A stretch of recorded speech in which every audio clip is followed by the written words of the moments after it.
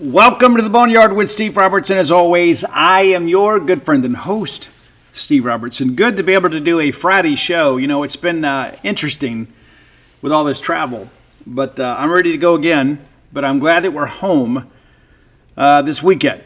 Look forward to seeing all of you out at Duty Noble Field as we take on the South Carolina Gamecocks. We'll have a preview of South Carolina in our first segment of the show. There's a lot going on these days. Football working through spring practice. We had 4 players for media availability yesterday. Running back Johnny Daniels, defensive end Deontay Anderson, offensive lineman Cannon Boone, and then linebacker edge Brandon Jennings. You can read or watch those features for free over at genespage.com. We make all the big room stuff free. We do. It's not premium when everybody has it, right? But we've got some VIP content for you, too. Now's a great time to take advantage of that. 50% off the annual subscription price. That gets you through baseball season, summer camp season, fall camp, men's and women's basketball, and, of course, portal really heating up as well. And we'll talk some basketball stuff before we get out of here. But nevertheless, glad to be with you today. Happy Maroon Friday to everybody in the Bulldog Nation. Everybody, even though the ones I don't agree with. Glad that you're a part of our Mississippi State family. Hope it's a payday for you bi-weekly and weekly wage earners. Perhaps it is. And get out and go enjoy some good times this weekend. Cool stuff, man. Payday's a great day. It is. It is for all of us. And so I hope that you guys have had a good week and looking forward to a great weekend. There is some weather to be aware of. At this point, we don't know anything about any potential schedule changes. And, of course, I start getting those texts on Monday because everybody has that stupid weather app on their phone. They become amateur meteorologists. But, there is weather expected throughout the weekend. But at this point, we have not been told anything about any schedule changes. It's important to understand. As we get them, we will share them, as will the official accounts. It's a little different. You know, when I'm on the road, we get to deal with rumors a lot more, because I walk around the stadium, I talk to people, I'm like, hey, what's going on? And those event management people, a lot of times they get news, and so I go share that with you all. And so, I had some friends hit me up last week and said, hey, man, glad you were down there. Our fans needed you because we had such crazy start times. But at home, it's a little different. We have to always kind of get more official type stuff. But little rain in the forecast today. Supposed to come around 3 o'clock, but should be out of here by game time.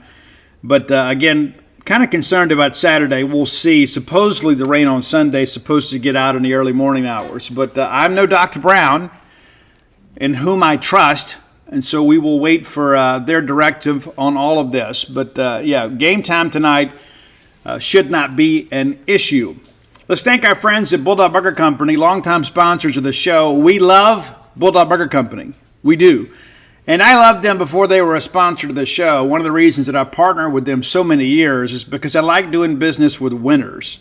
I like to recommend great businesses to you because of the fact that I hope that you trust me. You're listening to this show. I would not lead you in the wrong direction, for sure. Visit Bulldog Burger Company the next time that you want to have a night out with friends. Give mom or dad a night off from cooking. Get out and have maybe a business lunch with friends, work colleagues. Then in the evening, perhaps go to dinner. You can have an adult beverage there, full service bar. So maybe have a glass of wine. I don't know your needs. They've got some interesting drinks there for you, I'm sure. So whether it's a date night or a family night out, Bulldog Burger Company is the place to go. Find your own favorites. I am very much in favor of their hamburgers. I think they're the best hamburgers in the area, but without any question. But I do like the BLT salad on occasion. I don't know if I've ever finished it, though. It's a very substantial portion.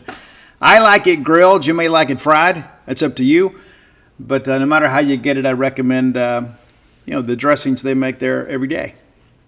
3 great locations to serve you: University Drive in Stark Vegas, Gloucester Street there in Tupelo, Lake Harbor Drive in the Ridge and Flowwood area.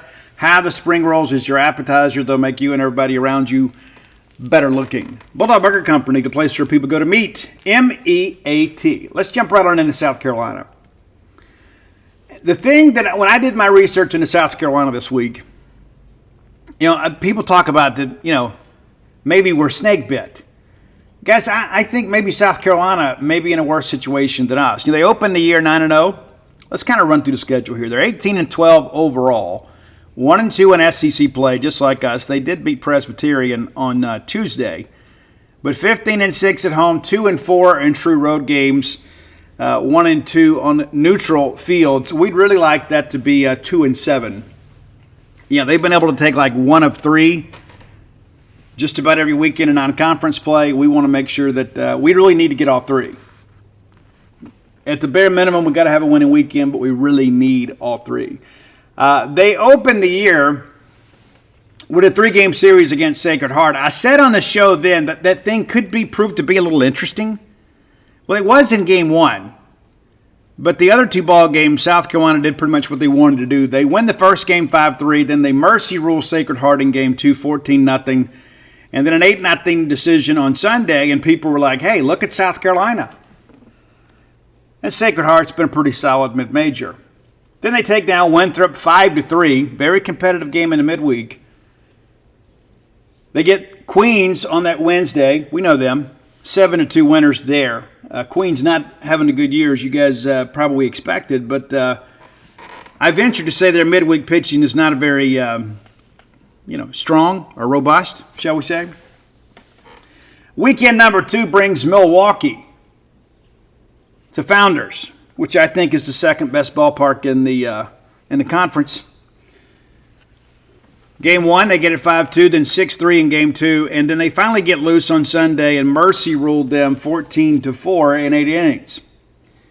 They mercy rule Gardner-Webb 14-4 in a midweek game, and then their first real test, they have the rivalry series from Clemson, and they do this a little bit different.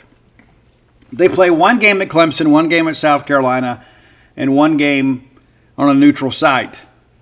Well, Clemson sweeps the series 5-3, 5-1, 8-2. So just 4 runs scored on the weekend for South Carolina, and that's when people said, you know what, maybe they're not as good as we thought. Yeah, what do you know?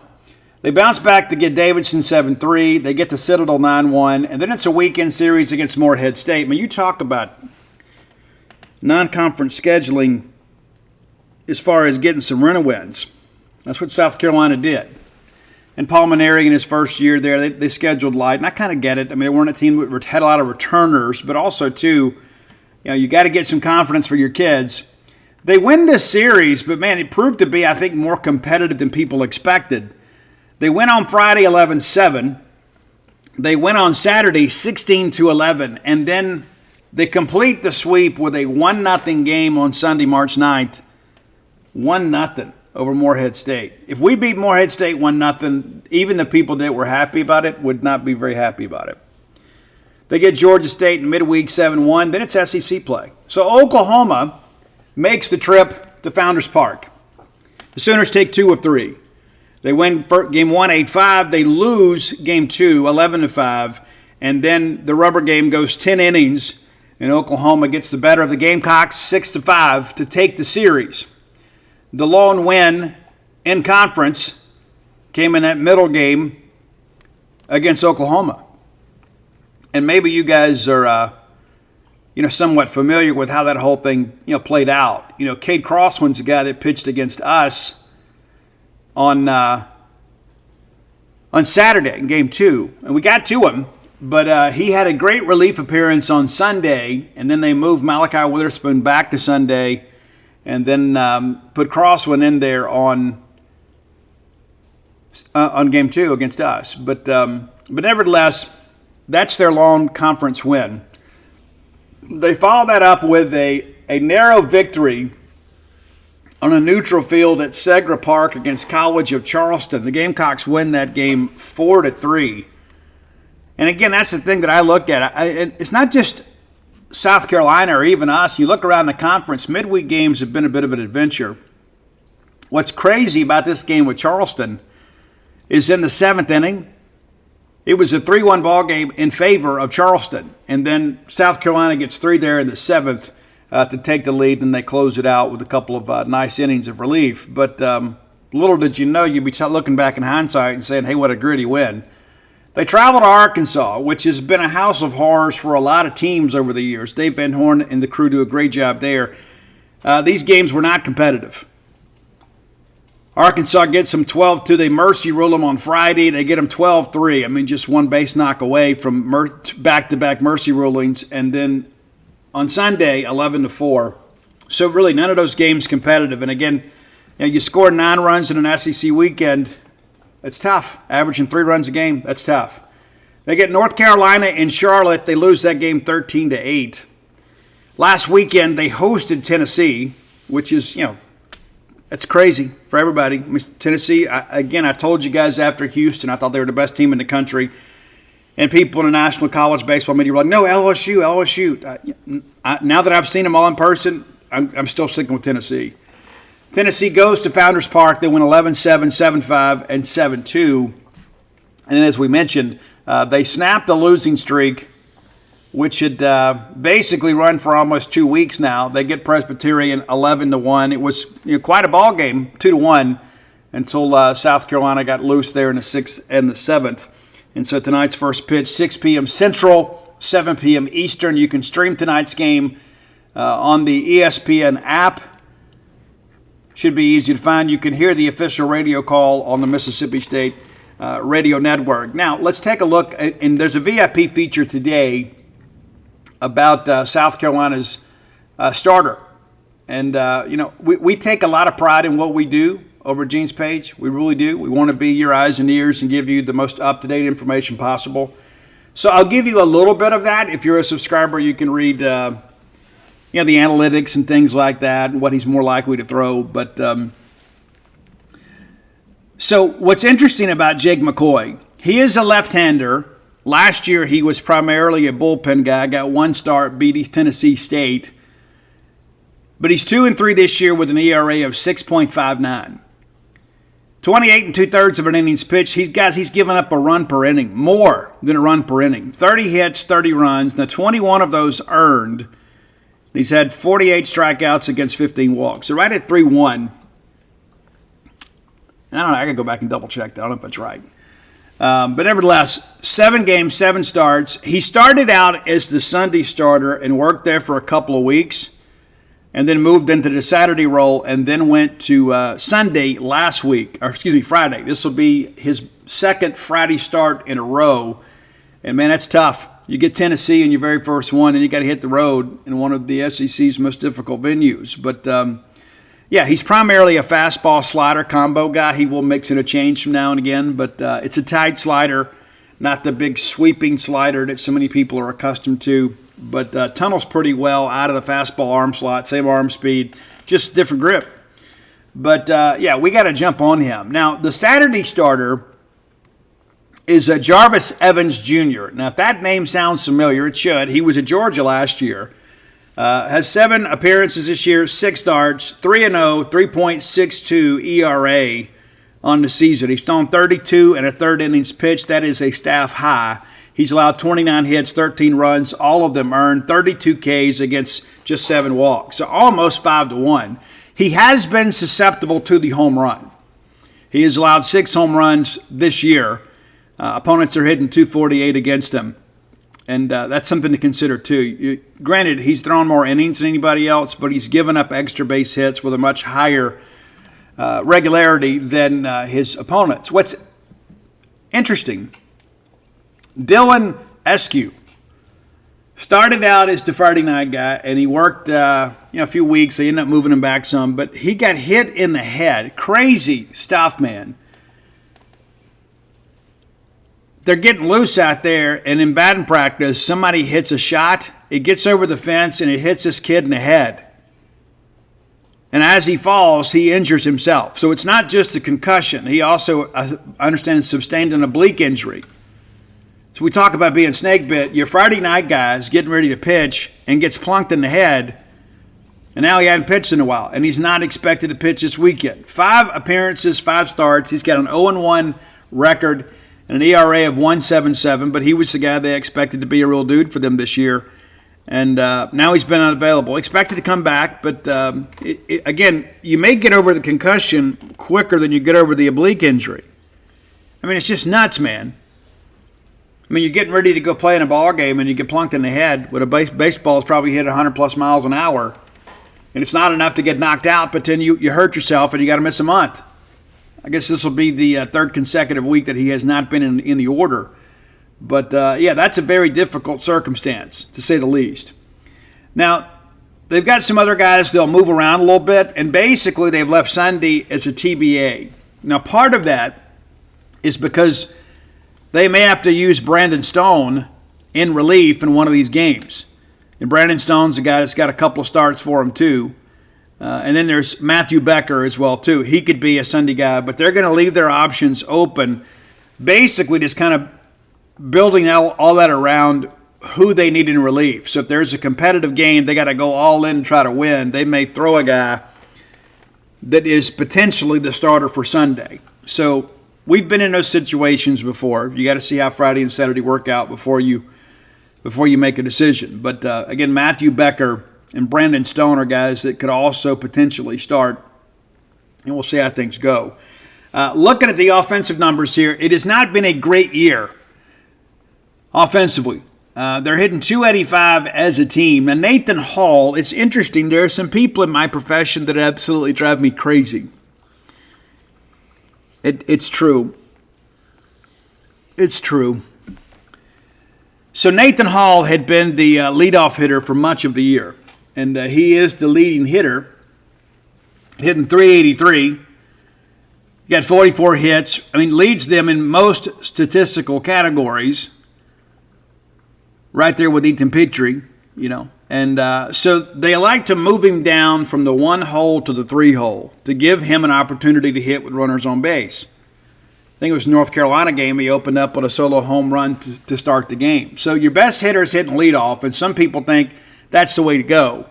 The problem is that more times than not, he's hitting with nobody on base because they've really struggled to get people on base this year, especially ahead of him. And so they've dropped him to the 3 hole. Now, about what makes my head hurt, Mainieri probably spent 3 minutes on that in the Tuesday postgame presser. He spoke about it extensively. This is our thinking. This is our methodology here. We want to give him run-driving opportunities.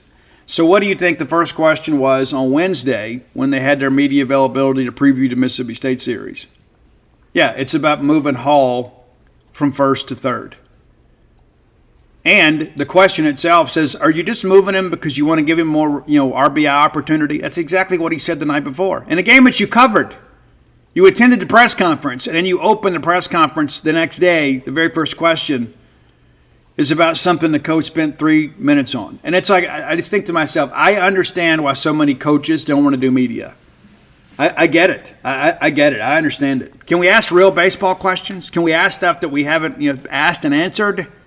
It drives me crazy, man. It does. And I'm sure it drove Paul Mainieri crazy too, though he handled it like a gentleman.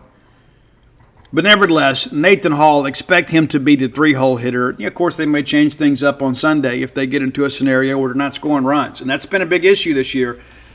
Scoring has not been a real strong suit for this team, especially against SEC competition. It feels like Ethan Petrie should be a doctor by now. Now, there was some discussion last year that he may go into the NCAA transfer portal. And there were some people in those circles, in those agency circles, that said, hey, this guy may have interest in Mississippi State. So it's a story that we tracked, but he elected to stay on at South Carolina. Of course, they had the coaching change. You weren't sure who they were going to hire. And that was probably the big first recruiting win for Paul Mainieri at South Carolina to get Ethan to stay. He's hitting .370, 8 doubles, 8 home runs, and 27 RBI. He leads in home runs and RBI, just narrowly edging out Nathan Hall with 27 RBI. But I tell you, behind those two, there's just not a lot. There's not a lot you look at and say, you know what, hey, this is a guy that can go win us a ball game. Jordan Carrion is a guy that's been pretty good too, but he's been more of a part-time starter. He started just 19 games, but he's hitting .352. Good chance we see him. I'm pretty sure he's a matchup guy. But from there, it really begins to kind of dip among the regulars. They only have those three guys hitting above 300 that are the regulars. Bo Hollins is a guy, too. Started 16 games hitting 323.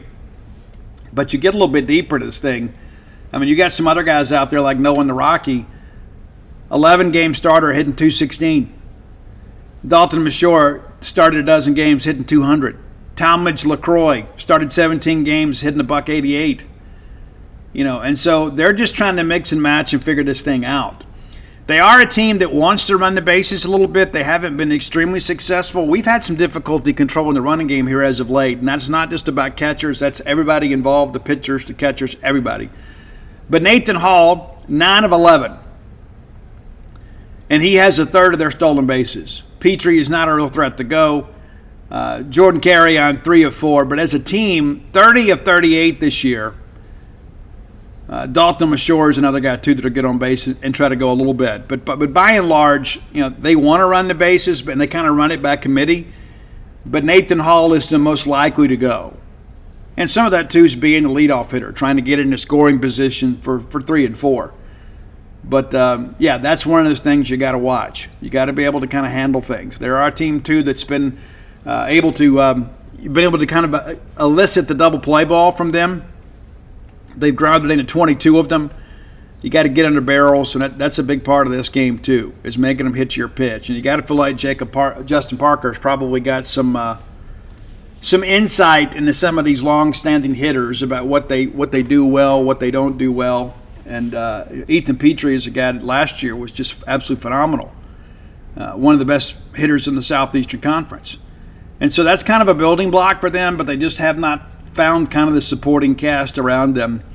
Again, this is a lineup that hits 285, but you look at the strikeout numbers, they're putting the ball in play for the most part, but 211 strikeouts and 980 at-bats. So you're right there around 20%, which isn't terrible, but this is a team, too, that just hasn't really found a sense of itself. On-base percentage is a team less than 400. Just kind of part of the deal. Now, they will move runners around. They do like to bunt a little bit. They got a handful of guys that will get a sac bunt down to kind of move a runner. And when you're an offensively challenged club, you got to take advantage of everything you have, especially when you got guys that aren't hitting the baseball well. Looking back to it, Jarvis Evans, we talked about him. We faced him last year, and I will detail that out in our Saturday starter preview. But he went 4 1/3 of an inning against us, 3 hits, 2 runs. Struck out 5, walked just 2, and we win the ball game 6-1. And so we'll see him again. That's a guy that's somewhat familiar with us, even though the lineup has changed. But he only threw out at 68 pitches. But, that's another guy. We've got some book on him and have had some success against him, though not a lot. I mean, just 3 hits over 4 innings, that's not always a great thing. But we're able to get the victory there. And a lot of it, too, is because of how well we pitched in that ball game. I mean, that's what you need. You need the Pico Cones of the world, to go out there and give you a good outing. And that was against Cal Steedman, So that's, former Friday night guy that's moved to Saturday. And there are a lot of coaches out there that like to have their best pitcher go on Saturday. A lot of people believe Game 2 is the most important game of a series. Because either you're trying to set up to win the series, or you're trying to level the series and force a rubber game. That's the methodology that some guys have. And so, I share that with you because, again, that's going to be a name you know. But the South Carolina portal class, even last year at first blush, just wasn't very good. You look at it and say, who are they getting? And that's what happens when you go out and get these guys. Then you got to go play games with them. Let's look at some SEC numbers here, too. Looking at batting average, SEC, the leading hitter has been Henry Kagsmeyer, hitting .423 against SEC pitching. They're hitting .303 as a club, so slightly a little bit better, and some of that, too, is because you kind of begin to settle the lineup a little bit.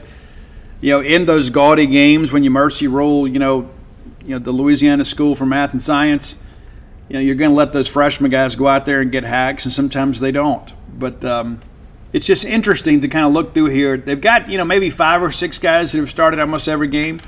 KJ Scobie is a guy that's started all 9 games, hitting just .278. But they've only hit 7 home runs in SEC play. they've allowed 21. That's not winning baseball. And you go back and you look at these numbers, and that's kind of how it looks, right? 94 hits, so they're putting the ball in play. They've only allowed 97 hits, but they've given up a ton of extra base hits. They've allowed 21 home runs, as I mentioned, but 14 doubles and a triple. And so when you put those numbers together, South Carolina in SEC play has a total of 20 extra base hits, and they've given up almost 40. And so pitching's been a bit of a problem, but also being singles hitters is a bit of a problem too. They have also hit some hitters, and that's one of the things tonight that's kind of been a big issue with Jake McCoy. And looking at pitching numbers,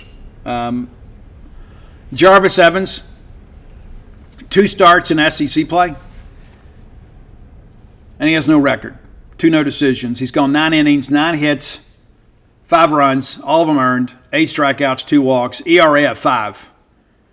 And again, that's your best pitcher, and you get an SEC play, and he's got a 5 ERA. Matthew Becker, a guy that's got 4 appearances and 1 start, we mentioned him, ERA of 9.64. Brandon Stone, 0-3, 3 appearances, 2 starts, and taking a loss in all of them, ERA of 9.82.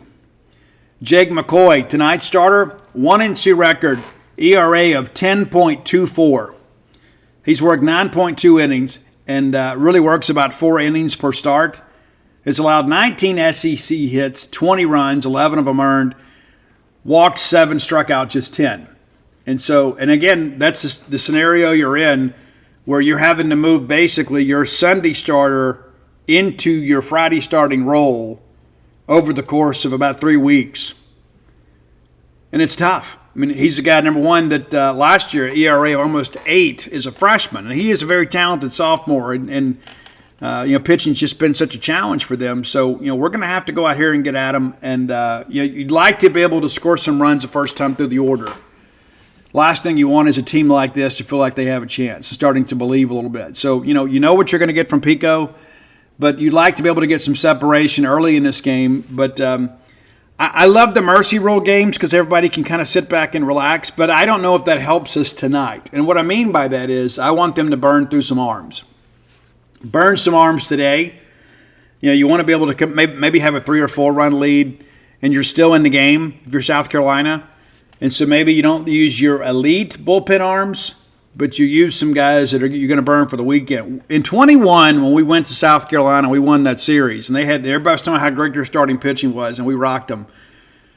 But what happened, because we got some separation in both Friday and Saturday, they saved their best 2 bullpen arms for Sunday trying to salvage a game, and we couldn't complete the sweep. And we still should have.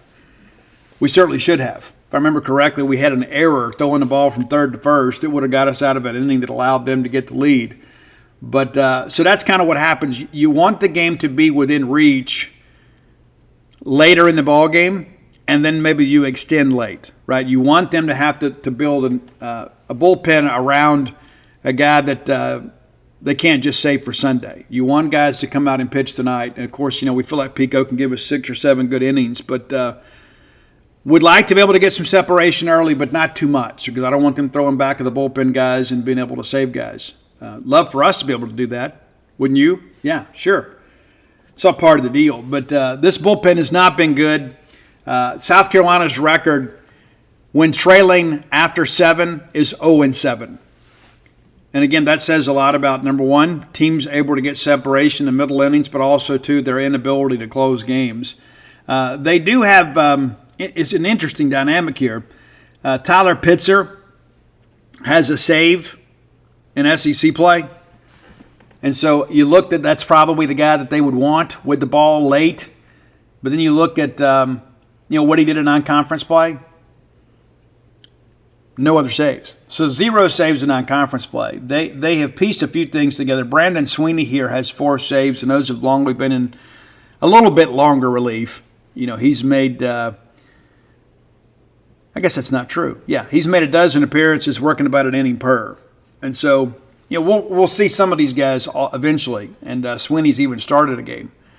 But 0-2 record with a 5.68 ERA. So that's all part of the deal, too. You want them to use some of their primary arms today and tomorrow and not save them for Sunday. Because you know how Sundays can be in the Southeastern Conference. It gets a little crazy when it's all said and done. It does. Sometimes it turns into a bit of a church league softball game. Now look at fielding numbers for these guys too. 974. And guys, we haven't fielded it well either. And you guys know that. And I think that's one of the things you got to look at primarily at second base. I don't know why second base has been such of an issue for us, but it has been. And we've tried 4 different guys starting there. And at some point, all of them have made some errors. And so, that's the thing you got to think about with Sawyer Reeves. Where does he fit? And that's not to mention the errors, and I'm not talking about Sawyer specifically, but just kind of in general. Even the game against Memphis on Tuesday, you have a couple of errors early. You had other couple plays that weren't scored errors that were, like you throw the ball into center field on a pickoff at second, and then the runner doesn't advance because he's sliding back into the bag. Those are miscues like that will hurt you, not just in regular play, but certainly in SEC play. So we got to get it going. No ifs, ands, or buts about it. We got to get it going. This is a great weekend and an opportunity for us to do so. And I hope we get back on Monday, we're talking about a glorious weekend because there's a lot riding on this weekend. A lot riding on this weekend, as you guys are well aware. I mean, this is you lose this series here, there is no NIT for baseball. You say, well, there's still mathematically a chance, but realistically, this is one of those home series that you simply have to get. You simply have to. And next week, of course, we're on the road for all 4 games. We're going to head over to UAB, and we're playing a lot of those non-conference games away this year. It's true. Those midweek games, and of course those are supposed to help us in the RPI. And, UAB is a team, too, that they live for these things. They live for these midweek games. So we're at UAB next week on Tuesday, and then we will turn around and head to Tuscaloosa for Friday, Saturday, Sunday. And so this is going to be one of the last opportunities to see, the Bulldogs for a little bit. The next time we're back in action is on tax day. So you need to be at Duty Noble this weekend. And then, of course, we'll have Florida come in that weekend. So we'll have 4 of those games at home. But it feels like we have been on the road forever. It does. It feels like it has been a long time since we have played a weekend series at home. And, of course, you got to go back to Texas. But, when you have those back-to-back weekends on the road, it's tough for everybody. And it's kind of part of the scheduling formula. But we've got to kind of overcome those deficits. And that's the thing you look back to. Every one of you feels like I do, right?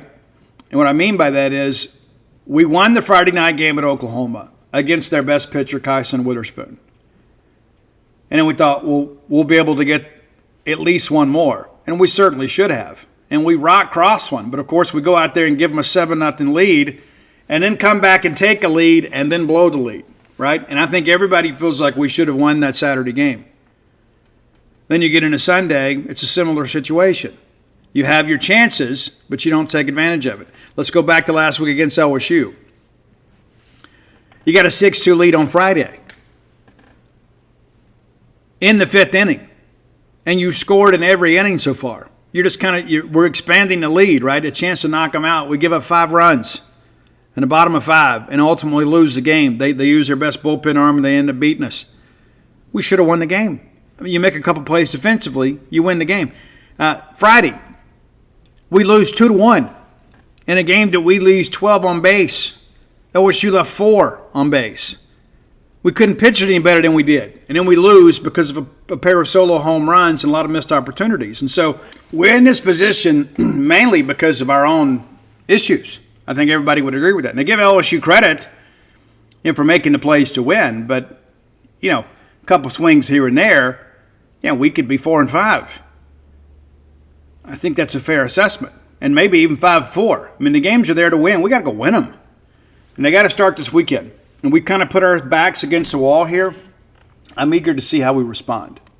Since we haven't had a game since our last show, we're going to do our player to watch this weekend.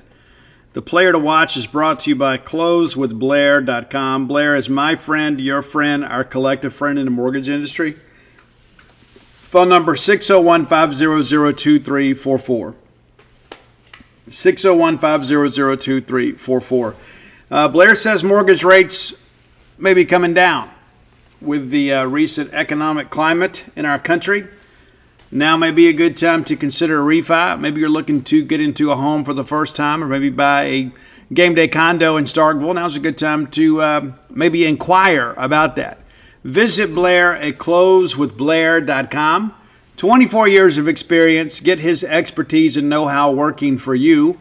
He knows how to construct loans to give you the best chance to get through underwriting and get to the closing table. Thus the name closewithblair.com. And so our player to watch this weekend, and I think because of the fact that they're expected to start two left-handers, will be a right-handed hitter.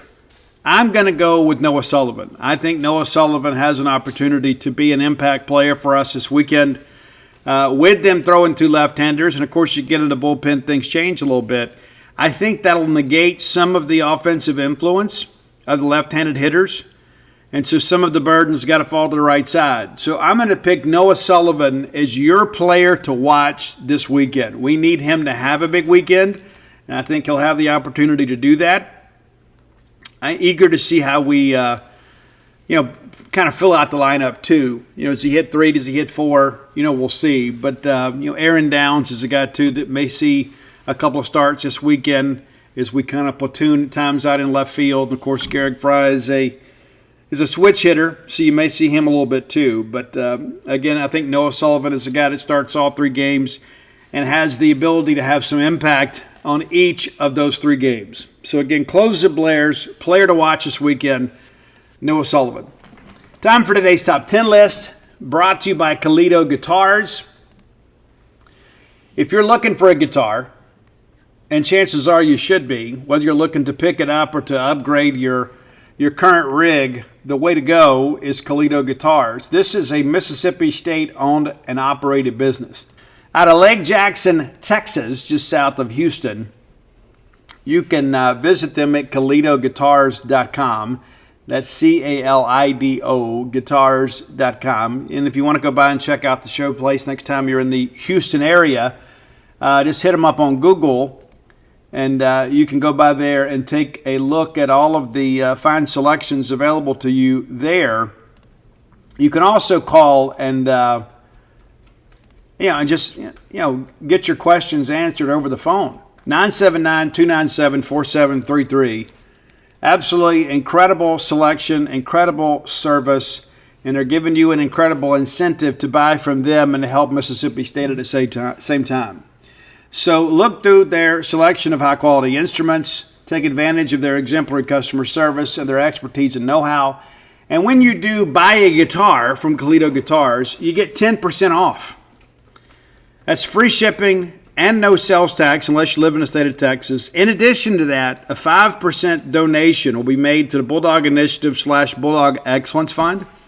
So you're not just helping the guitar player in your life or yourself, you're helping Mississippi State. And it's not just guitars. Maybe you don't need a new rig, but you need a gig bag. You need all the accessories. You need strings, all the good stuff there. Maybe you need some Ernie Ball Super Slinkies. And you can get all that information from them. Again, Kalido Guitars, C-A-L-I-D-O, guitars.com. I like to keep business in the family whenever we can. So very proud to partner with our friends at Kalido Guitars. Okay, Tough. That's your top 10 list today. I've got a connection to this band through a friend, Benny Bruce. And Benny has been on my heart lately, and I felt the need to kind of reach out. I hadn't talked to him, in years. But Benny, one of the most talented people that I've ever known, he watched the Penelope Spheris documentary, The Decline of Western Civilization, Part 2, The Metal Years, and he saw the band Tough, and he's like, hey, I want to go join that band. I want to go help them make it. At the time, they were a 4-piece. He is credited on their Wikipedia page as being a touring musician from 88 to 90. I don't know if it was quite that long. But nevertheless, Benny went for it. Benny sold everything he owned, packed everything into a Chevy S10 pickup truck with a camper shell on the back, and he moved out to California. I've had some interaction with Stevie Rochelle, and he said that, Stevie, the lead singer of Tough, said that Benny lived with them for a while, and It was an American dream. And I have so much respect for Benny for, when taking a chance. How many people have said, you know what, I want to make it. Well, he wasn't going to be discovered down there in Slidell, Louisiana. And so Benny took the show on the road, went out to Hollywood, tracked down the band, convinced them to hire him. And next thing you know, he's part of the band Tough. They eventually parted ways, and then Tough came out with their debut album, What Comes Around Goes Around.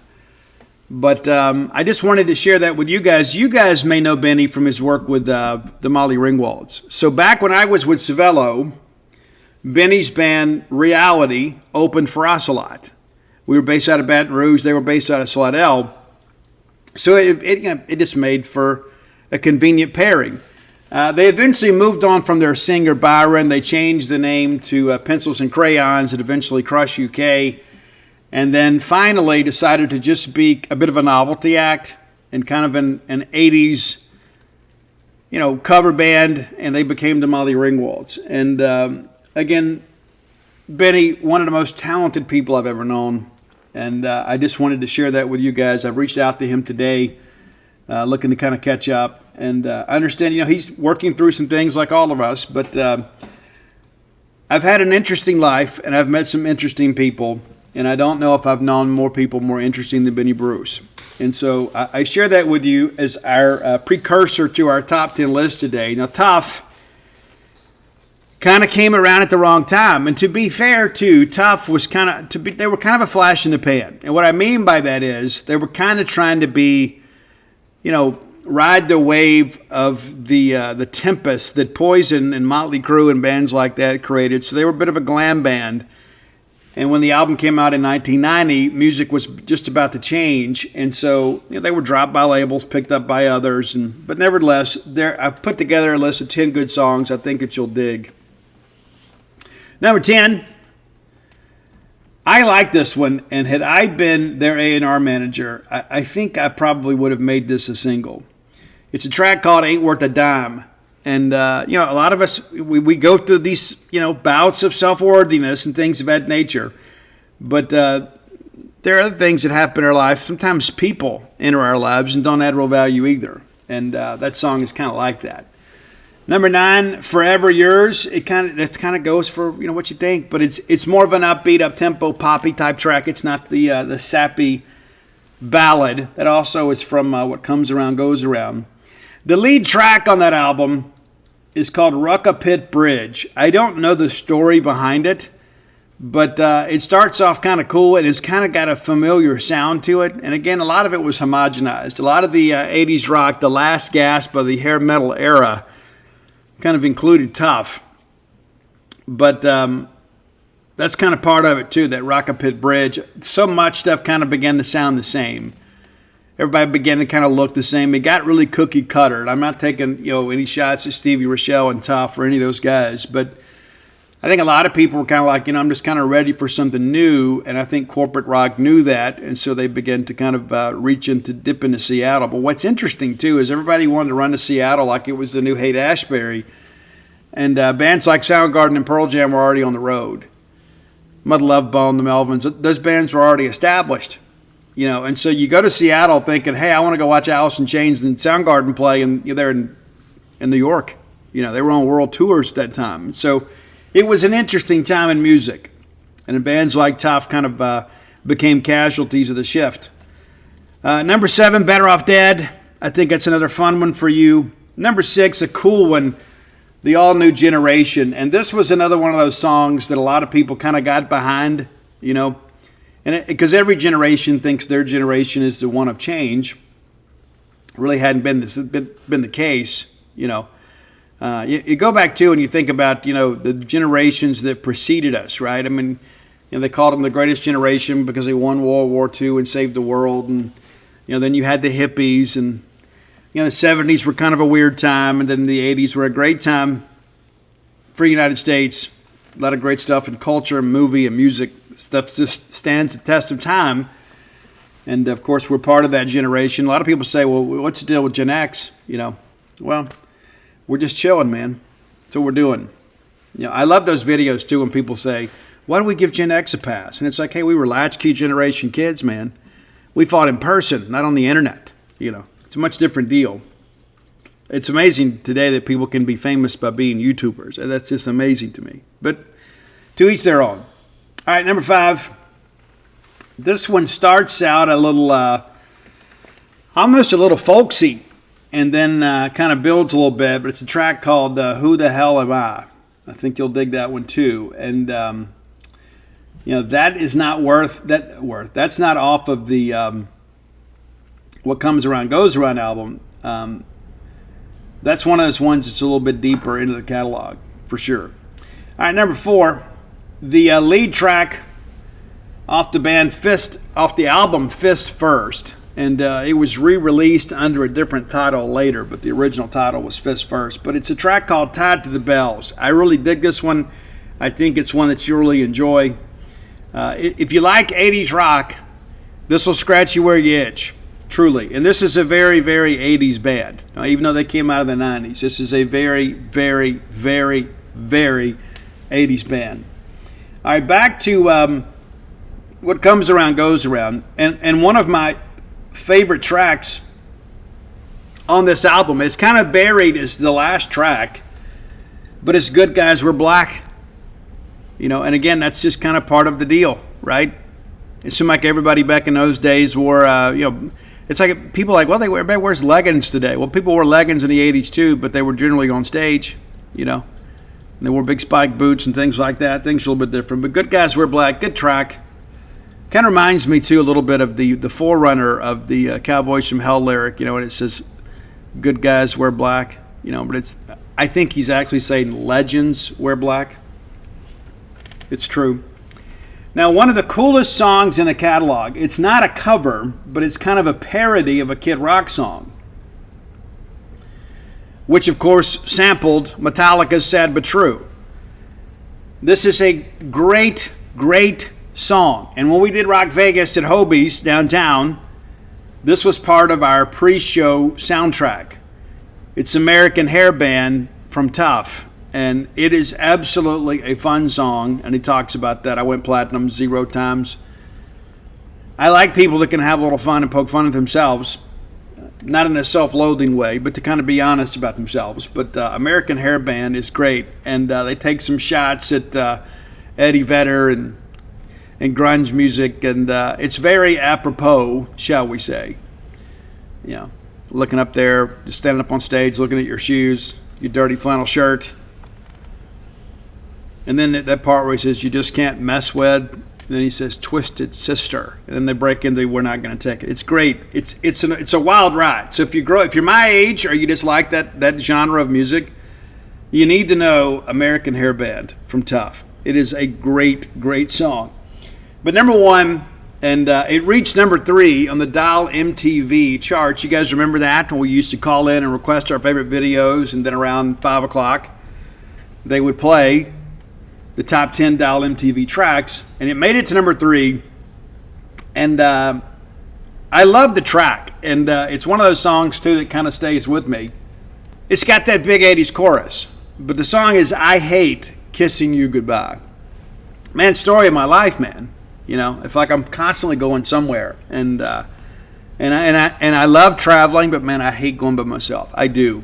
And I remember when Dana and I first started dating, you kind of get to know each other's past and kind of people, and things like that. And so she got to meet, on our very first date, she got to meet Benny Bruce and Nick Manelli and Sparky Lane and those guys that were in, I guess they were still technically Crush UK then. I can't remember. But anyway, our very first date, we went to Paparazzi's in Baton Rouge to see them play.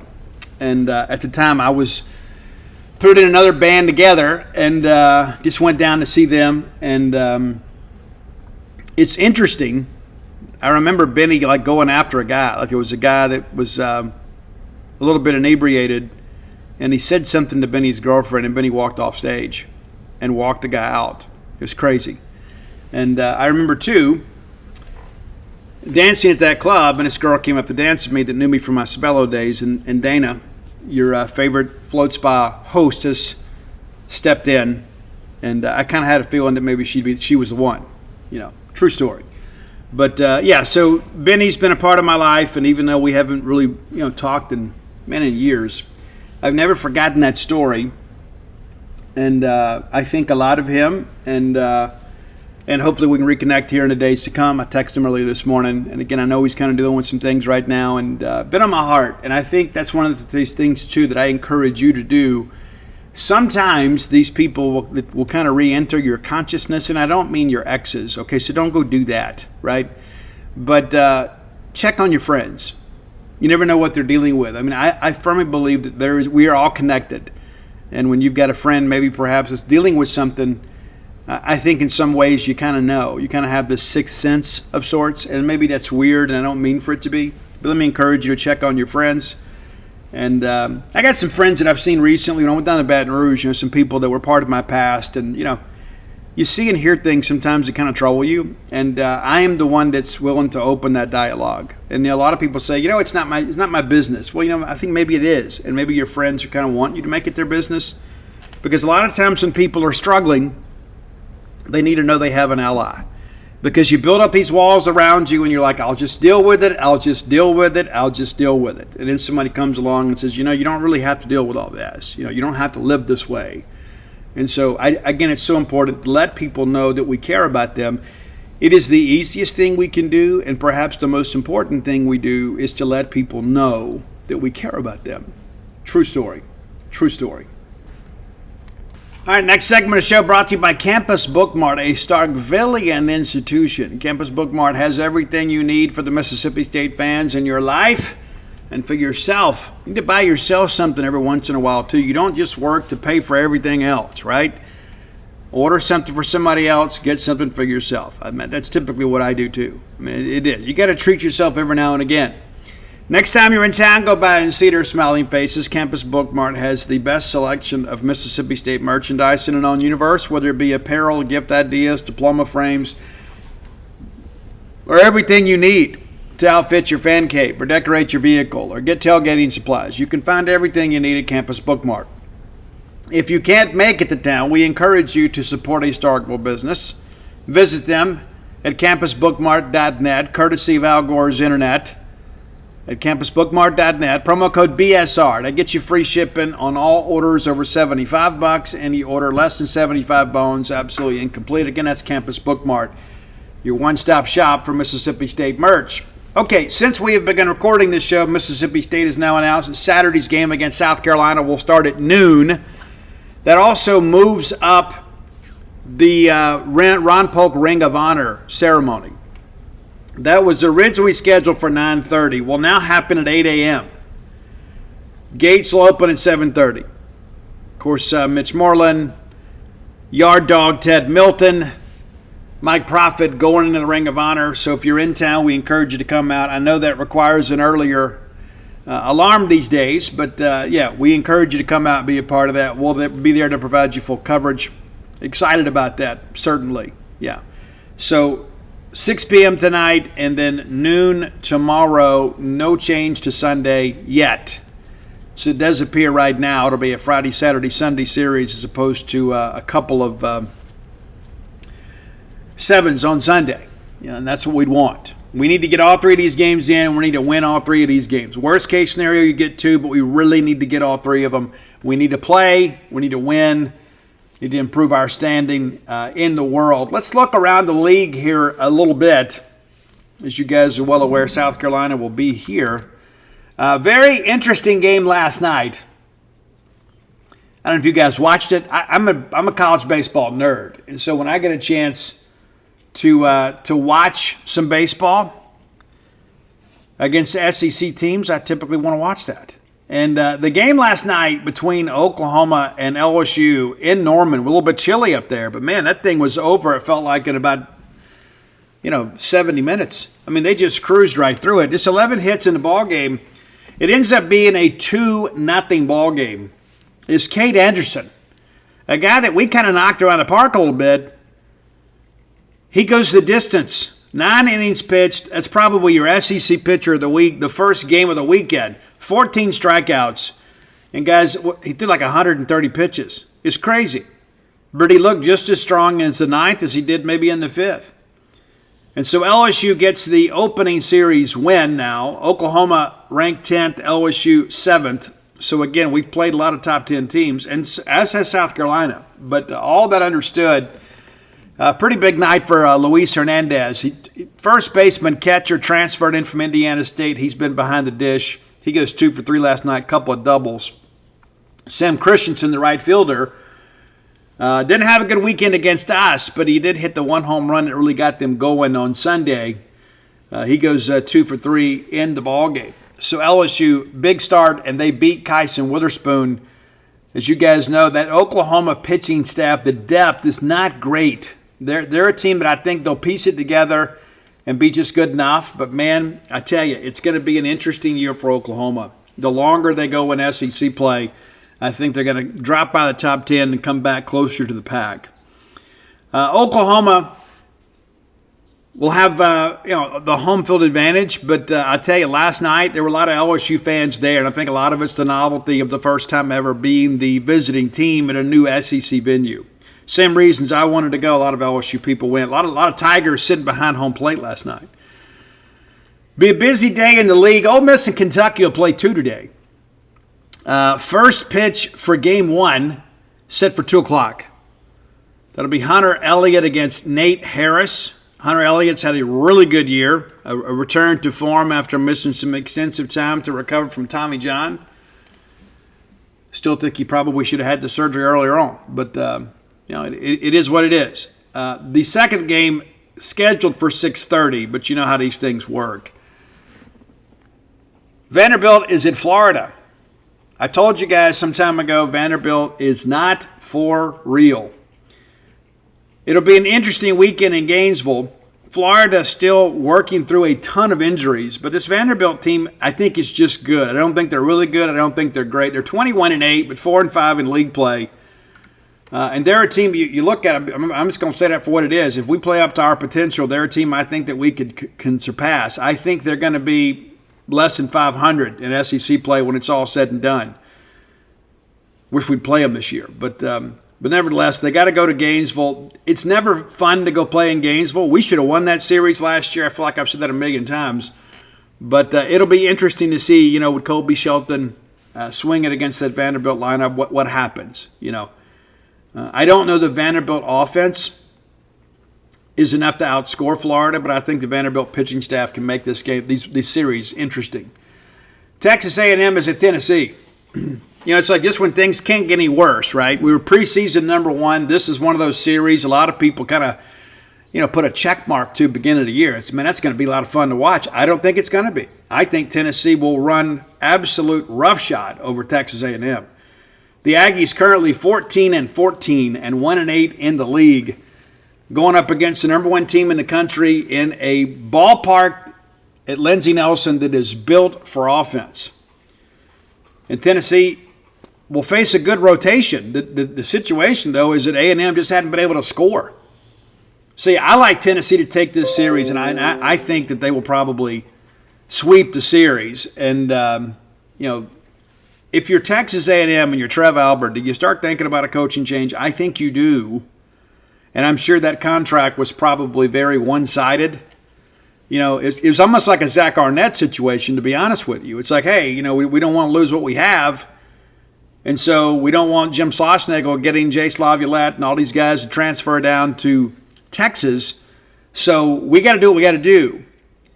And so they made the rash decision, and now they're paying for it. And I think A&M probably comes open, and Mike is probably a hitting coach with someone else next year. Could be Texas. Who knows? But nevertheless, I think there's a tough weekend ahead for A&M. A tough year and a tough weekend. Big series down in Auburn as Alabama and Auburn get together. Alabama probably better than many people anticipated. I think some of this is the product of the schedule. I think they are another team that'll be a really good team, but I think they're going to come back to earth here in the weeks ahead. Going to Auburn with Cooper McMurray, who one of my favorite players in the league that nobody talks about. He hurt us last year. We went down there and should have won the series. You guys are well aware. The game we won, we had the big lead, then had to hang on game 2. But Cooper McMurray is a guy, too. I think Cooper is a guy with Ike Irish that can make some good things happen for Auburn. I will not be surprised if Auburn wins this weekend, being at home. But I'm a little bit hesitant to make that call, but let's just go ahead and do it. I like Auburn in a bit of an upset here at home. Justin LeBron, of course, one of the favorites for the Player of the Year. I think it's even Jace Laviolette, even though he's probably the first pick in the draft, I think the bloom is off the rose a little bit when you consider how bad A&M is playing. Georgia at Texas, a top 5 matchup. And Georgia's on fire right now, 29-2, 8-1 in the league. One of the favorites. A huge series right here. We don't play Georgia, so if we're thinking RPI, we're rooting for Texas. Think about it. Yeah, we need Texas to win this series because I think every RPI point's going to matter for us. And I'll be honest with you, I was not overly impressed with Texas when we played them. As you guys know, we should have taken the series, and we didn't. We got swept. But you had a chance in every one of those games, and that's where State's got to get over the hump. But playing in Austin, it'll be capacity crowds.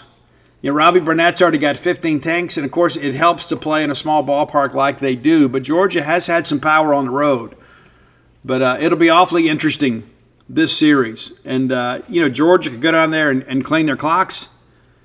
I don't know if Texas offensively has enough to kind of run with them. You know, we got after Jared Spencer a little bit too. The Texas bullpen was really good against us. But that'll be an interesting series. But I'm rooting for Texas, but I'm going to take Georgia in this one. LSU and Oklahoma, we've already talked about that a little bit. That'll be interesting today. Be 6 p.m. And then Missouri's at Arkansas. Missouri 11-17 overall and 0-9 in the conference. Yeah, I had somebody beginning of the year and said, Steve, they won't win 6 conference games. And you look at this thing and you begin to wonder, they're going to win any conference games. That's always interesting when you kind of work through the numbers there and you begin to kind of wonder about, it could always be worse, I guess, right? You could be Missouri. And one of the things that I've heard about Missouri is like the rev share thing, like that they're allocating maybe a higher percentage to men's basketball and less to baseball for a lot of our programs, right? I mean, like most people are kind of following the same model, but it looks like Missouri is going to do a little more for men's basketball. Mississippi State currently, we're middle of the pack, hitting 313 as a team. And only played 22 games. But just kind of running through the numbers here. LSU, the top offensive team in the conference at 345. We got them behind us. And again, I think to myself, because it's like you've got to look at the totality of things. This LSU team, I think, okay, yes, they're hitting almost 350 as a team, and we should have taken the series. That's how it feels. And so you begin to think about, there's a big enough sample size now, and then you think about Arkansas is the number 2 offense in the conference, so we don't play them. Florida will be here in a couple weeks. They're hitting 320. Alabama's hitting 319. We play them next weekend. And then there's Tennessee. We don't play them. Go to Auburn in a few weeks. They're hitting 320. Georgia hitting 315. We don't play them. And there's us. And Oklahoma's hitting 299. They're 14 points behind us. And again, a series we feel like we should have won, and we should have. But we have a lot of the offenses that are struggling a little bit. We don't get A&M, obviously. But when you think about a lot of these teams to come, offensively, are behind us.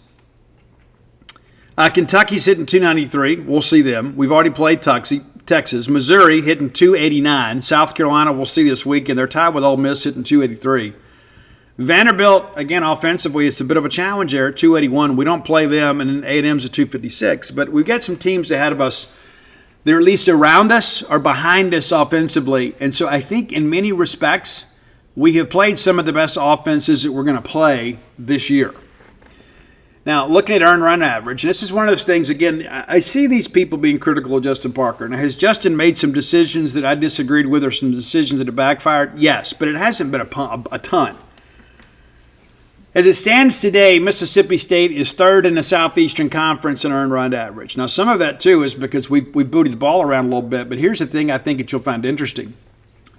Tennessee, 229. Number 1, without any question. Batting average against is $190. You know what batting average against Mississippi State pitchers is?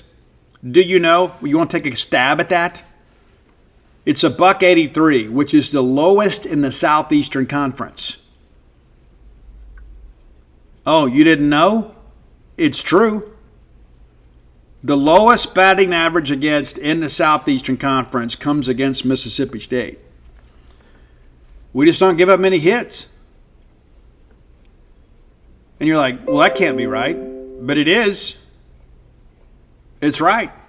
Now, it takes more than just that. You know, Texas A&M's got an ERA of 3.06. They're just slightly ahead of us. That'll change. If we play like we're supposed to play this weekend and Tennessee plays like we expect them to play, there's a good chance that we are number 2 in the SEC in earned run average next week. Could happen tonight. But let that sink in for a second. Those of you that are hypercritical of Justin Parker, the best batting average against in the SEC is right here in Starkville, Mississippi.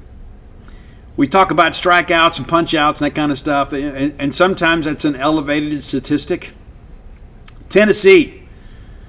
Everybody's like, hey, Tennessee has the best pitching staff in the SEC. I don't know if that's correct. I still think I would go A&M. But strikeouts for Tennessee, 264. And that's not even best in the conference. But you know what's interesting? Just right behind them is Mississippi State with 262. LSU is 273. Vanderbilt is 265. Florida is 265. So Mississippi State right there, 5th in the conference in strikeouts. It's all very interesting. Home runs allowed. You know, you start working through these numbers too. Tennessee, they're the best, number 1 team in the country. They allowed 13 home runs. Your Bulldogs allowed 14. LSU's allowed 12, even in that silo of a ballpark down there. Oklahoma has actually allowed the fewest, right there with Texas. Both of them have allowed 11. So Mississippi State, just 3 home runs allowed off the lead. And so I say this because I think sometimes we need the numbers here to kind of frame things up in a proper context. Lowest batting average against, not giving up a lot of big flies, still striking out at a very high percentage. Mississippi State has allowed 119 hits this year. That's it. The fewest of any SEC team. 119. And for those of you that wonder about such stuff, right, the number 2 team is allowed 126. That's Vanderbilt. So where's the rub, right, Steve? If we're middle of the pack offensively and we're one of the best pitching staffs in the SEC, which in turn means you're one of the best in the country, what's the rub? What's fielding percentage? That's the issue. It's fielding. And even that is top half in the league. But that, I think we can all agree, how many pitches did we have to throw because we couldn't get an out or we couldn't turn a double play, right? We made some errors this year, 17 of them to be exact. And I read and I see so much of these things.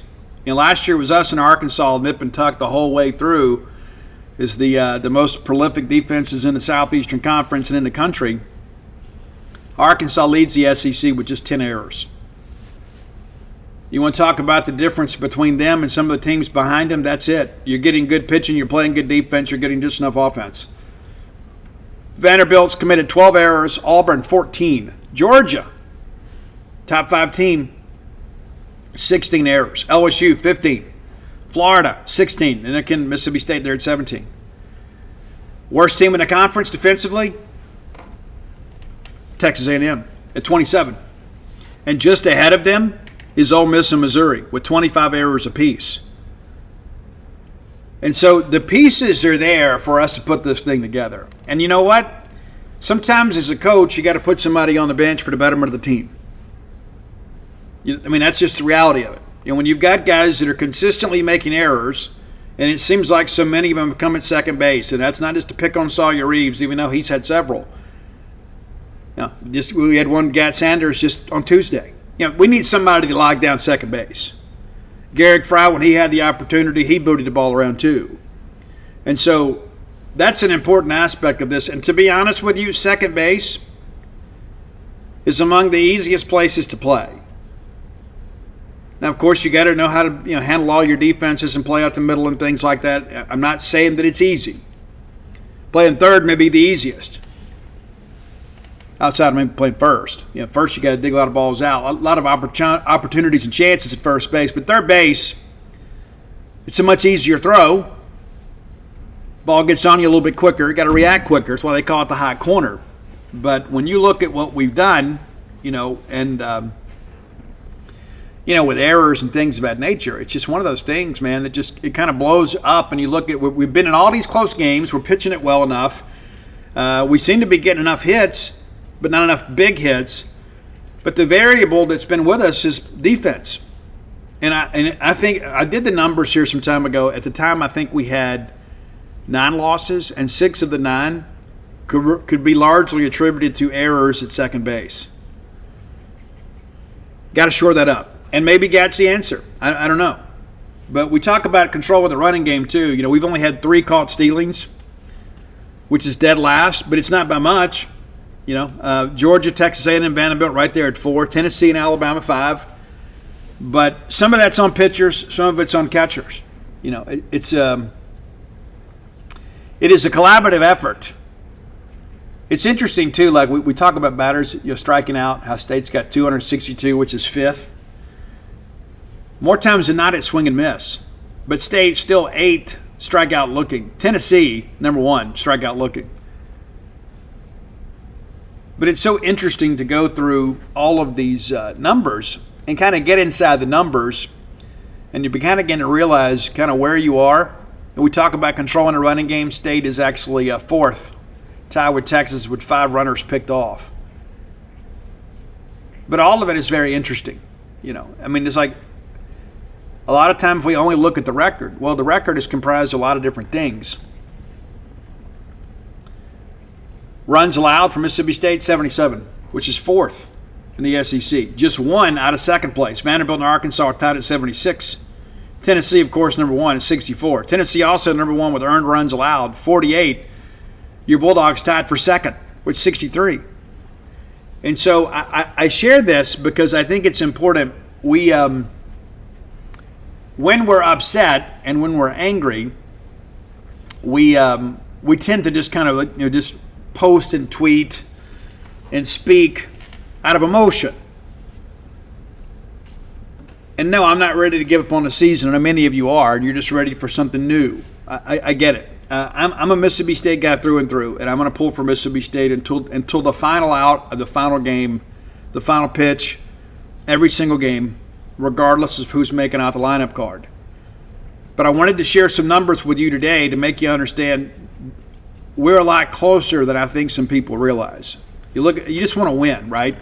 Period. You're getting winning pitching.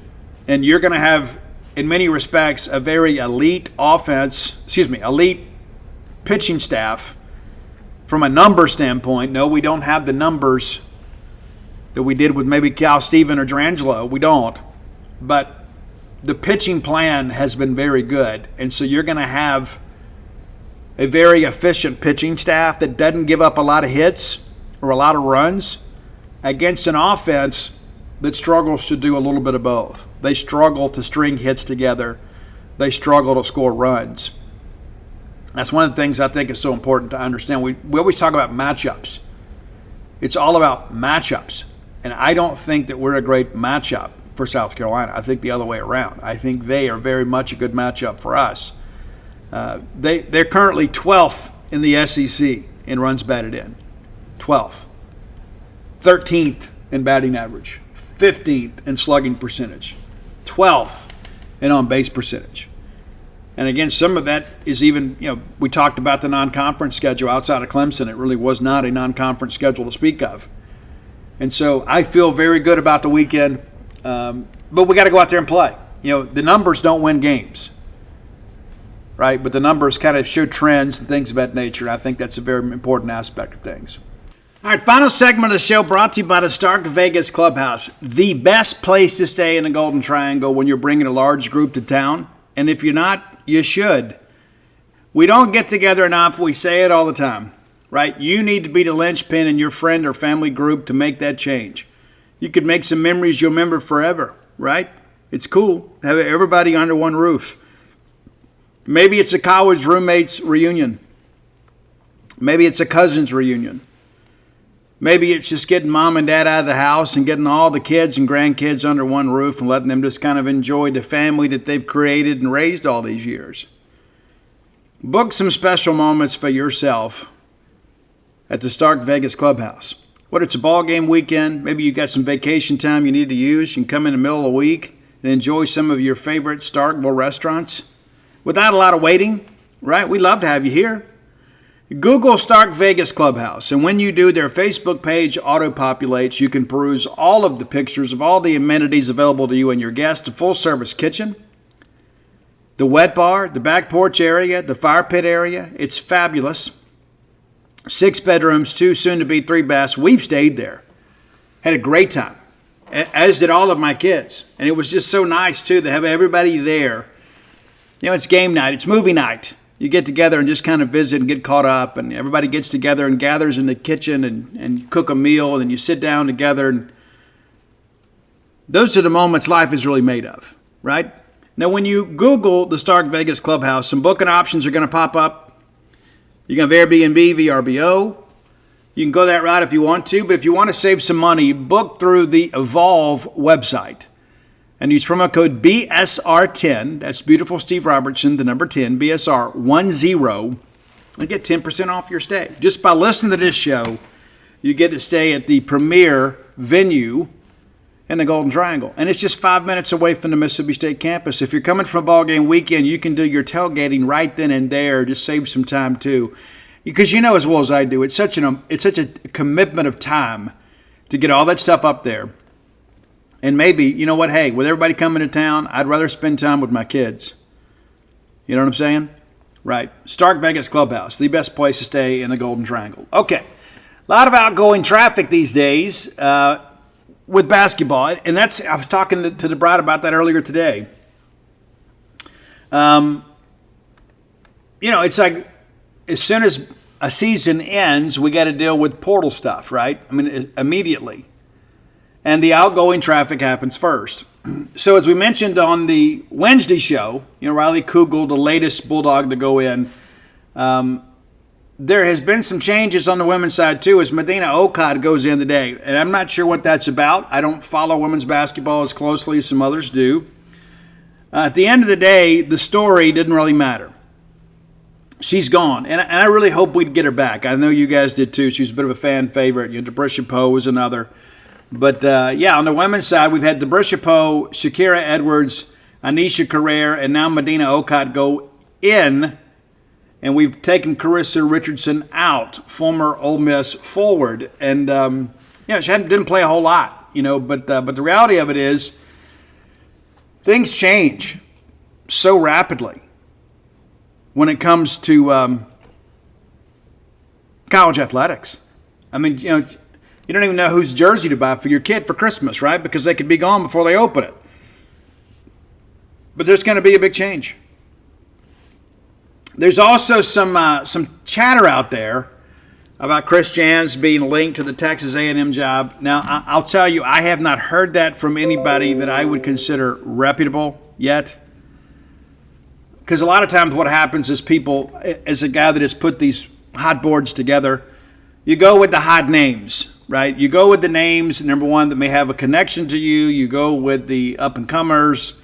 You find some people that may have some connections to your program or your athletic director, and you put a list together. And you kind of start narrowing that list. You'll add some names to it. You'll take some others off. And so, as you guys know, Texas and other schools out there have changes from time to time. Texas A&M not excluded from that. They went through all this stuff last year when Texas fired David Pierce, and they were able to get Schlossnagle to go from A&M to Texas. And then, A&M apparently, allegedly, took a swing at Chris Beard. And why wouldn't you, right? Why wouldn't you? But if you're Trev Albert, who's the AD at College Station, you kind of start thinking about this, right? I mean, you had an absolute disaster of a head coaching search. Of course, Ross Bjork was involved in a lot of that.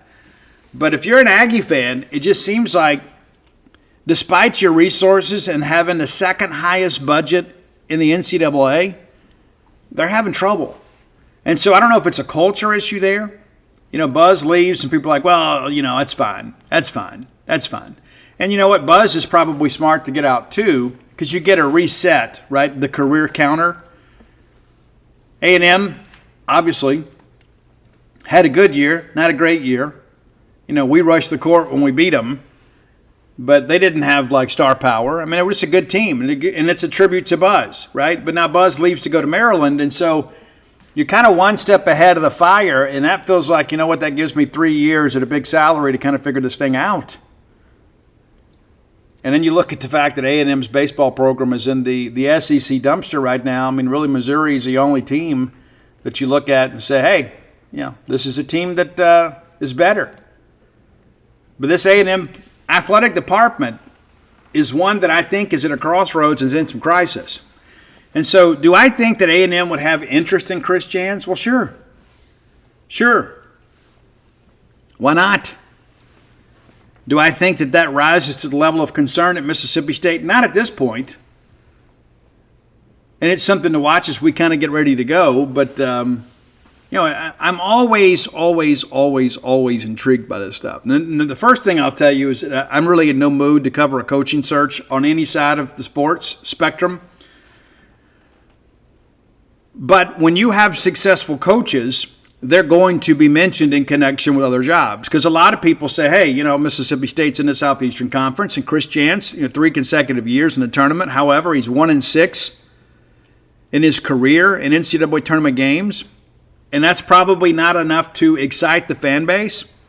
But let's be honest, fans are awful fickle, right? They'll make a change, and they'll get behind a coach until that coach, familiarity breeds contempt, right? And so once the coach gets there and all of a sudden the problems are kind of emerge, because no coaches are perfect. When you don't win big, a lot of people have a lot to say about all of that stuff, And so I'm not concerned yet.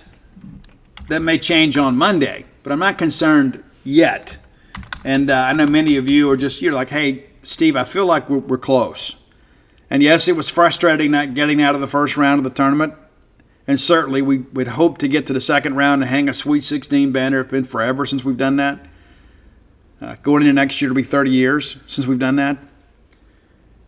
And I don't want to start over. I don't want to have to start over. I feel like Chris Jans has laid a great foundation here. And I feel like that we're maybe one recruiting class away from being able to do that. I think that's an important aspect of every bit of this. But I also know this too. I want to hire coaches that win here, because what that essentially means is that if other people want them, then they have done really well. Looking ahead, too, to the weekend, for those of you that are still keeping up, for many of you, the NCAA tournament ended when Mississippi State's game against Baylor ended. But it's so interesting to kind of look and see who's left. We talked about the potential, with the SEC having so many teams in the tournament that could be an all-SEC Final Four. It turned out it's not. You got Auburn and Florida on one side, so you're certain to have one SEC team in the national championship game on Monday. On the other side of it is Duke and Houston. And so Auburn versus Florida, and Florida went into Auburn and absolutely embarrassed Auburn. You may have forgotten about that. And of course, Duke was on our side of the bracket. They advanced to a national championship. We'd have played them in round 2. And no, we would not have expected an upset. They absolutely throttled Alabama 85-65. But and they beat Baylor by 33 or 23, excuse me. So they've earned their place there. But it's interesting. You're certain to have an SEC participant in Monday's national championship game, and then you have Duke and Houston on the other side. And so a lot of people say, well, Steve, I don't cheer for the other SEC teams. I get it. I don't. Once we all make bowl games, I don't cheer for us either, because the payout is the same, right? The money, we gain no benefit from that. The tournament I feel a little bit different about. you know, and maybe even so in baseball, just because of the fact that I think that, we don't, when LSU wins it, you're going to be recruiting head to head of them a lot. So you want to be able to, maintain some face there. But I think in men's basketball, Auburn and Florida are fishing in much deeper ponds than we are when it comes to recruiting. So I don't know that it hurts us. So I'm going to be pulling for whichever SEC team wins, but I'll be honest with you, I don't have a lot of emotional investment in this. And so tomorrow, Saturday, you'll have the national semifinals, and then at least one SEC team will advance to a national title game, and then we'll see what happens Monday night. And again, the tournament is fun, but I think a lot of people at this point that aren't huge basketball fans get a little fatigued. Like, everybody kind of pays attention, the first couple of days of the tournament, because you never know when Monmouth may beat North Carolina or something. There's always just some upset, and it makes everybody believe it's the beauty of the tournament. But a lot of people will watch that NAFL championship game, even if they haven't watched one the last couple of weekends. And there's a lot that's going on these days, for sure, as you guys are well aware. And speaking of that, I just want one final thing that I want to say about this before we get out of here. I guess before I do that, go to DirtyNobleBook.com and you can get signed copies of The Dude and all my sports titles. That's Alpha Dogs, Stark Villains, Flim Flam Dogpile, and When the Bottom Falls. So a lot of those. But I share that with you because I think it's important. I appreciate the support too, but nobody else is out here writing Mississippi State books. And so you need them for your fan cave and things of that nature. And come float with us at True Rest Float Spa of Starkville. The wife runs the show down there. That's 662-268-7601. You can find us online. True Rest Float Spa of Starkville on Facebook, Instagram, TikTok, all the cool stuff. But give her a call if you're a person that suffers with chronic anxiety or pain, or you just need a break. We may be able to help you too. I had a lot of people that have come in, even had some baseball parents come in here as of late saying, I got to buy membership. Yeah, you should too.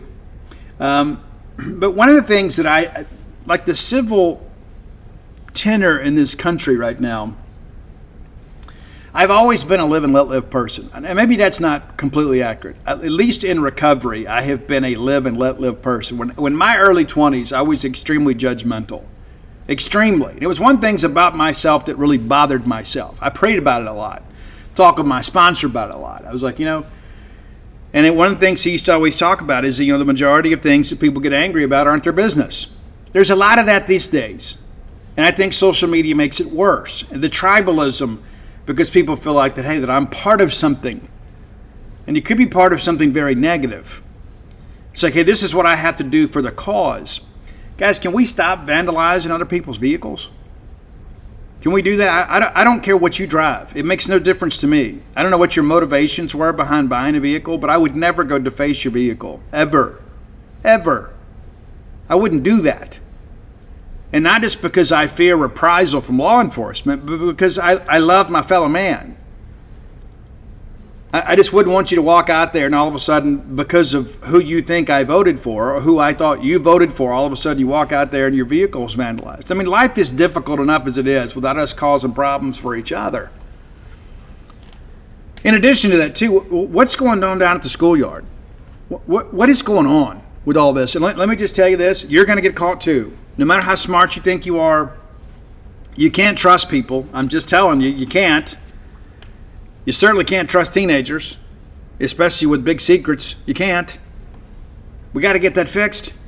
We talk about all the problems we have in the country. It's like so much of it involves personal behavior. It's true. And every time I turn around, like somebody's getting in trouble for something they posted on social media, just don't do it. It's okay to say it among your friends and family, but you go out there, you're putting your livelihood in danger. And you know what? We'll have other elections. And things change. But man, it's incredible right now how political ideology has become the identity of so many people. And you know what? I believe in accountability. And it's probably a good thing for a lot of other people that I'm not in charge. Because I'm a firm believer that believes in justice without mercy. I really believe that. I believe in justice without mercy. I think people should be held accountable to the full extent of the law when they break the law.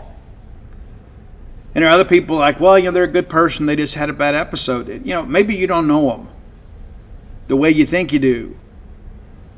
It's true. And I think about this deal with this teacher, man. It just blows my mind. And the thing that I always think about is the family.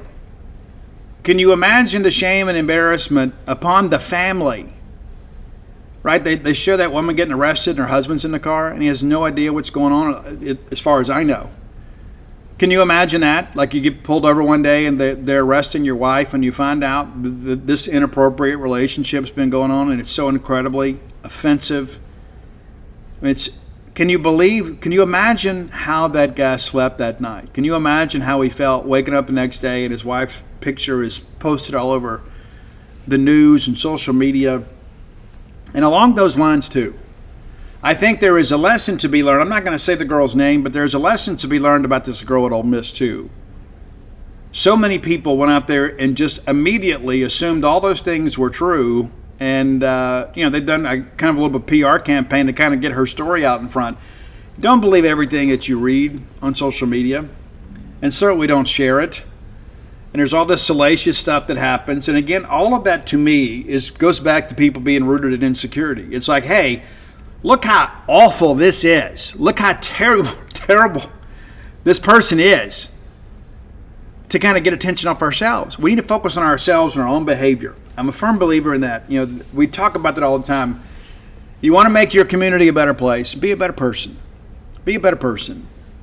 Don't just spread news and gossip and rumors and innuendo about people that you don't know anything about. It's true. And I remember when all that stuff first came out, I was horrified, like many of you. And I'm like, oh, are you kidding me? And I felt so bad for the son, right?